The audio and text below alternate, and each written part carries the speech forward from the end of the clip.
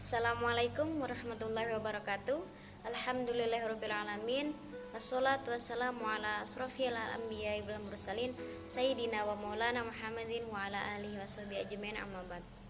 Sebelumnya perkenalkan, nama saya Isnatus Safira dan rekan saya Solihah dan Rim Rahimah.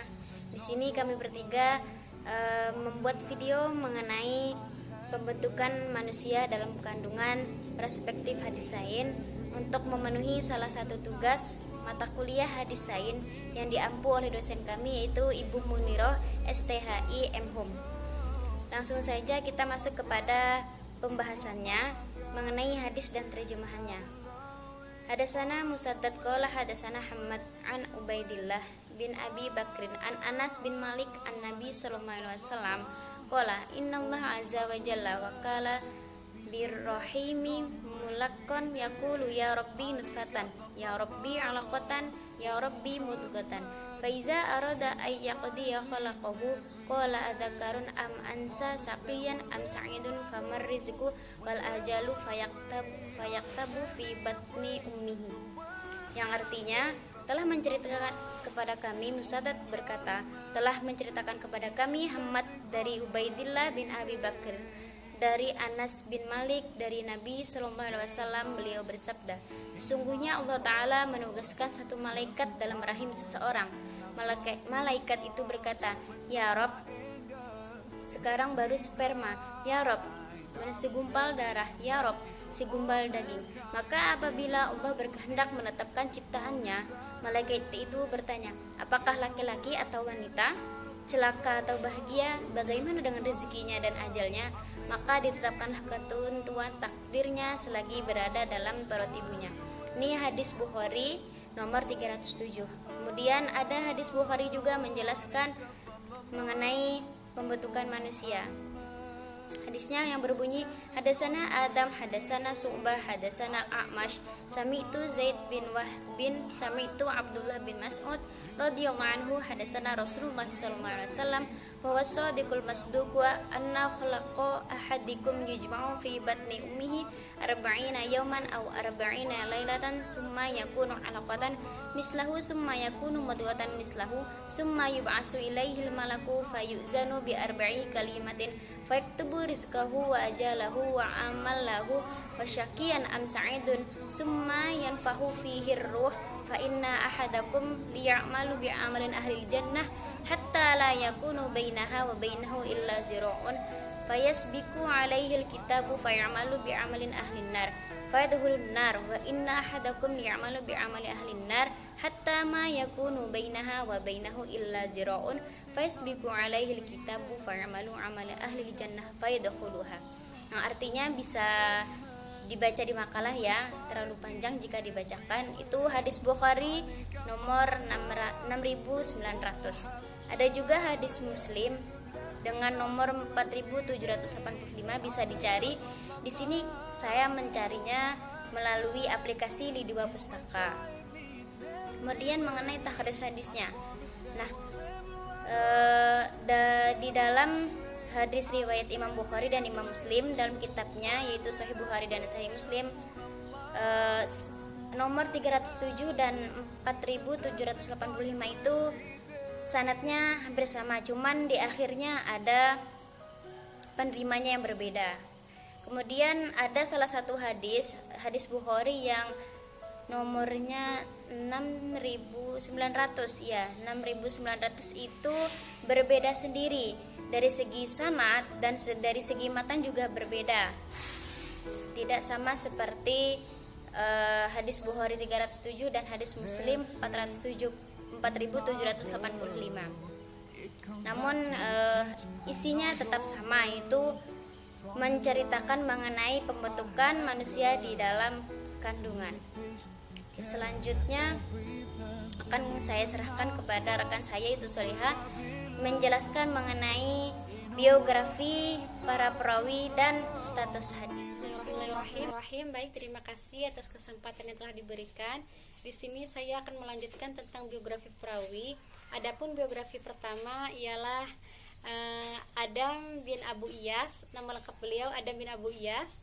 Beliau dari kalangan tabi'in kalangan biasa. Kunyahnya beliau sering dipanggil dengan Abu Al-Hasan.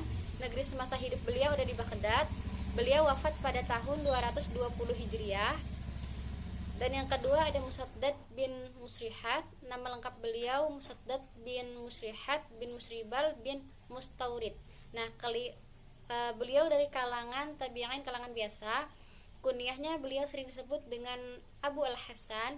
Negeri semasa hidup beliau ada di Basrah. Beliau wafat pada tahun 228 Hijriah. Adapun yang ketiga yaitu Fudail bin Husaini bin Talhah. Nama lengkap beliau Fudail bin Husaini bin Talhah. Beliau dari kalangan tabi'ul atba, kalangan tua. Kunyahnya beliau sering disebut dengan Abu Kamil. Negeri semasa hidup beliau ada di Basrah. Beliau wafat pada tahun 237 Hijriah. Terus selanjutnya ada biografi tentang Imam Bukhari dan Imam Muslim. Di sini saya akan menjelaskan secara singkat saja karena teman-teman bisa baca di makalah. Nama lengkap Imam Al-Bukhari adalah Abu Abdullah Muhammad bin Ismail bin Ibrahim bin Al-Mughirah Al-Bukhari Al-Ja'fi. Nah, beliau itu lahir setelah sholat Jumat 13 Syawal pada tahun 194 Hijriah atau setara dengan 810 Masehi.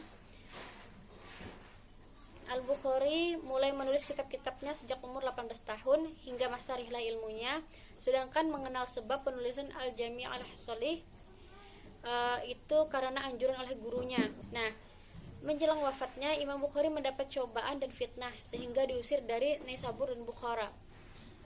Wafatnya pun karena sakit dan meninggalnya di Kartak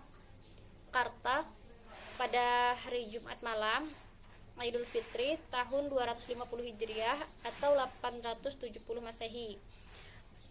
Dan untuk Imam Muslim, nama lengkap beliau adalah Al-Imam Al-Hafiz Abu Husaini Muslim bin Hajjaj Al-Quraisy Al-Qushairi Al-Naisaburi. Nah, menurut Al-Hafiz Ibnu Al-Baqi dalam kitabnya Ulama Al-Ansari bahwa Imam Muslim ini dilahirkan di Naisabur pada tahun 206 Hijriah atau 820 Masehi. Nah, beliau itu dilahirkan di kota kecil di Iran bagian timur laut. Jadi Imam Muslim itu wafatnya pada hari Ahad sore pada bulan Rajab tahun 261 Masehi, maksud saya Hijriah atau 875 Masehi, dan beliau dimakamkan pada hari Senin di Kampung Nars Abad, daerah Naisabur dalam usia 55 tahun. Adapun status hadis dari ketiga hadis ini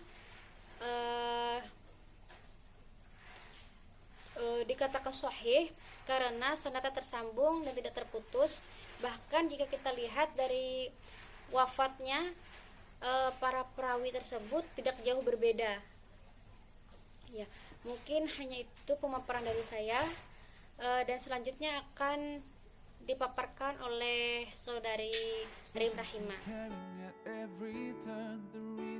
Ma mufradat nutfatun. Kata ini tersusun atas huruf nun, to, fa, dan to. Kata ini mempunyai arti sperma. Sperma adalah sel reproduksi jantan atau gamet dalam bentuk reproduksi seksual anisogami. Adapun tentang kajian manusia, keturunan manusia pertama, Al-Quran menjelaskan keturunan manusia pertama ini dijadikan awal dari mani. Lalu air dijelaskan Al-Quran adalah air mani yang memancar dari bercampur dari pihak laki-laki. Tampaknya unsur campuran amniaj dikatakan Al-Quran itulah yang menentukan. Al-Quran lebih jauh mengatakan bahwa sperma yang subur bagian dari air mani yang mencucur itu. Kata ini tersusun atas huruf ro, ha, dan mim yang mempunyai arti rahim. Sementara penggunaan kata ini dalam hadis memberi makna di dalam rahim ibunya berlangsung sangat bertahap, yaitu air mani menjadi segumpal darah, darah ini menjadi sekarat daging, dari daging yang oleh Allah Subhanahu wa taala dijadikan tulang. Tulang itu dibalut dengan daging lagi, sesudah itu terbentuklah manusia. Batoni. Kata ini tersusun atas huruf ba, to, dan nun. Kata ini mempunyai arti perut, sementara penggunaan kata ini dalam hadis memberi makna perut seorang ibu. manusia dalam perspektif sains. Menurut perspektif sains modern, dijelaskan bahwa proses kejadian manusia juga terjadi dalam 3 fase, yaitu fase zigot, yaitu sejak konsepsi hingga akhir minggu kedua, fase embrio, yaitu akhir minggu kedua hingga akhir bulan kedua, dan fase janin, yaitu akhir bulan kedua hingga kelahiran. Sains modern mendapatkan informasi perkembangan manusia dalam rahim setelah melakukan pengamatan dengan menggunakan peralatan modern. Berdasarkan perspektif sains modern, pada usia 120 hari sekitar minggu ke-18, janin sudah bisa mendengar. Ia pun bisa terkejut bila mendengar suara keras. Mata bayi pun berkembang. Ia akan mengetahui adanya cahaya jika kita menempelkan senter yang mengalah di perut. Bayi sudah bisa melihat cahaya yang masuk melalui dinding rahim ibu. Sedangkan menurut teori biologi yang dikembangkan oleh Charles Robert Darwin, ia mengemukakan bahwa manusia adalah hasil evolusi dari makhluk hidup yang sangat sederhana, satu sel organisme pada awal kehidupan di bumi, yang secara perlahanlah melalui proses penurunan dengan modifikasi yang akhirnya berkembang menjadi berbagai spesies organisme di muka bumi sekarang ini, termasuk kejadian manusia. Prinsip ini yang mendasar pada teori Darwin sebagai suatu hipotesis atau dugaan adalah suatu spesies berevolusi menjadi spesies baru melalui bentuk-bentuk transisi. Proses evolusi terjadi karena adanya seleksi alam, dan bukti terjadinya evolusi karena adanya kesamaan fungsi. Kesamaan fungsi, anatomi dan keragaman bentuk fisik organ, dan adanya keragaman tersebut terjadi masih dalam suatu keturunan. Proses perubahan bentuk fisik organ dibuktikan oleh Darwin adalah penemuan fosil makhluk yang hidup ditemukan dari berbagai lokasi permukaan di bumi. Hipotetis praktisnya adalah manusia dan hewan masih satu keturunan karena seleksi alam terjadi perubahan bentuk fisik organ tubuh. Terima kasih telah menonton video ini. Banyak salah yang mohon maafkan. Wassalamualaikum warahmatullahi wabarakatuh.